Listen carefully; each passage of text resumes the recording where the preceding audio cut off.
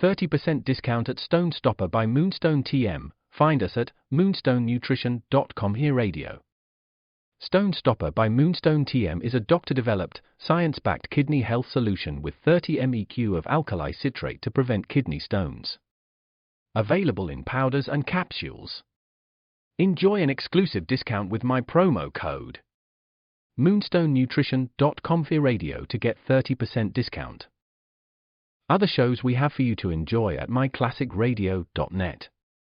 The Avengers was most certainly not a household name in South Africa prior to the radio series. With no national television service until 1976, the mechanism simply was not present in the country to show television programs to mass audiences. While many other countries reveled in the filmed adventures of John Steed and company, South Africa was not equipped to join in the fun. The series took Britain by storm and made a major impression in the American markets, being that greatest of rarities, a British series given a network transmission slot. However, as a filmed series, rather than a videotaped one, The Avengers was able to gain a modicum of exposure in South Africa through film rentals. Come and listen at myclassicradio.net.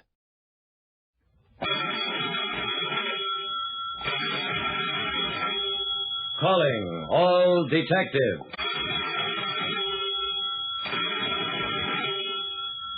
When a sidewalk pitchman gives away free samples and they're genuine diamond rings, then it's time to start asking questions. That is the situation on this page from my casebook, the casebook of Jerry Browning, private detective. A private detective like me, Jerry Browning, has to be a super salesman because all he has to peddle is his knowledge of human nature. The pitchman working on the corner of Elm and Vine Streets was doing a land office business. Here it is, folks, the most amazing, the most remarkable item you ever saw. Practically given away. This is our way of advertising. Take a look at this, folks. You say it's a cigarette lighter, and right you are. A twirl, a whirl, she never misses. But you haven't seen anything yet. Now watch. He blew out the flame, twisted the bottom of the metal cylinder. And now it's a ballpoint pen. Only $1, folks. Who'll be the fight? The pitchman was doing fine business, but he didn't look happy. While he chatted away, his eyes darted from side to side, always watchful and wary. Oh, well, watching out for cops is an occupational hazard of sidewalk salesmen. No cops showed up, but about a minute later, a mousy-looking little man joined the crowd. The pitchman spotted him. This is our way of advertising. Free samples to every 50th customer. And for you, my friend, this genuine imitation diamond bracelet. From his suitcase, the pitchman pulled a flashy bracelet, tossed it to the latecomer, who grabbed it, put down $1, bought one of the combination lighter pens, and disappeared. About 5 minutes and 6 sales later, the pitchman repeated his giveaway stunt. This time, a 14-carat simulated almost genuine diamond ring. The man who got the ring looked vaguely familiar to me. I followed him as he edged away from the crowd. He glanced over his shoulder, saw me, and started to run. I grabbed him at the next corner. Well, if it isn't Hot Eyes Harry. Hand over the ring, Harry. I want to see the kind of samples pitchmen give away these days.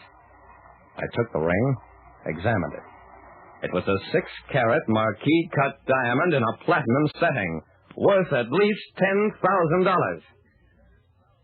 A street corner pitchman had a new angle. He gave away genuine diamond bracelets and rings with $1 cigarette lighters.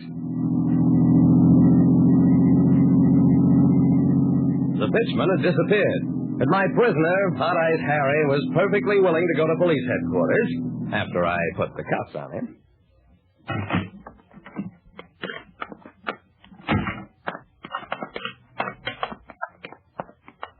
And when we questioned Harry... He's the pitchman, grams the stuff, see? Then he passes it along one piece at a time to guys like me, and we peddle it in taverns, take ads in the paper. Nobody suspects a pitchman. It's a perfect setup. Except I got caught. What do you meet Duke to give him his share of the money? In a jack, the Green Lantern on 18th Street. The Green Lantern was noisy and disreputable. A place where you can get a drink of liquor, a bang over the head, and your pockets picked all for 35 cents. The bartender was a massive 250-pounder who could have made a better living as a Hollywood villain. Listen, Bub, this is the fourth time you come nosing in here. For what are you looking besides a smack in the teeth? Who around here's big enough to do it?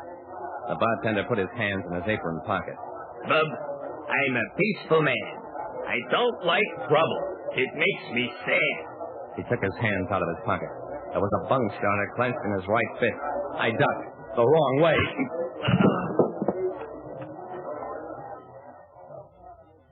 When I came to, I was sprawled in the gutter, outside the Green Lantern. I staggered to my feet, wobbled down the block. Oh, well, I've lost many a first round. I fumbled through my pockets. Sure enough, the $20 I'd had there was gone. But somebody had thoughtfully put in a dime for car fare.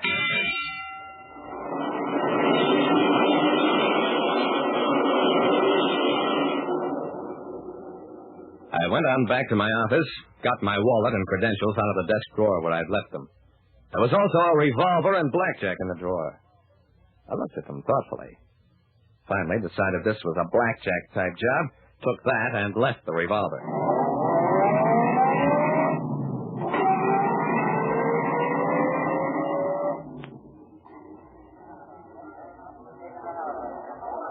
Fat Boy, the bartender, spotted me as soon as I came into the joint again. Well, Punchy is back for more. Come here, sweetheart, let me slug you again. The bartender came around the bar as I approached. He turned for a moment to his silent customers. He loves this. I didn't say anything. I just swung the blackjack and cracked him lightly across the bridge of his nose.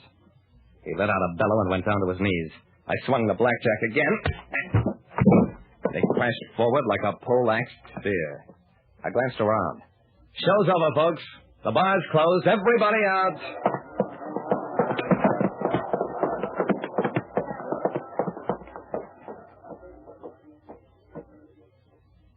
About 10 minutes later, the bartender struggled to his knees. I'll kill you for this. Sure you will, but not now. When he came to the second time, I dragged him off the floor, flung him into a chair. What are you going to do to me? I grinned at him.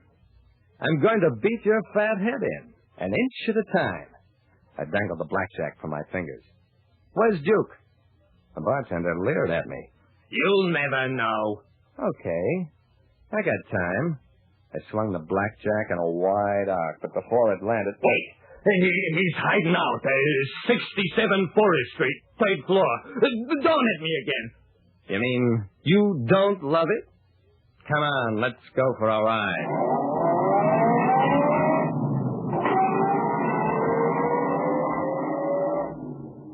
I picked up a street corner cop, turned Fat Boy over to him, then went on to the Forest Street address. The place was a ratty tenement. I went on up to the third floor. There was only one door. I flattened myself against the wall, reached my hand around.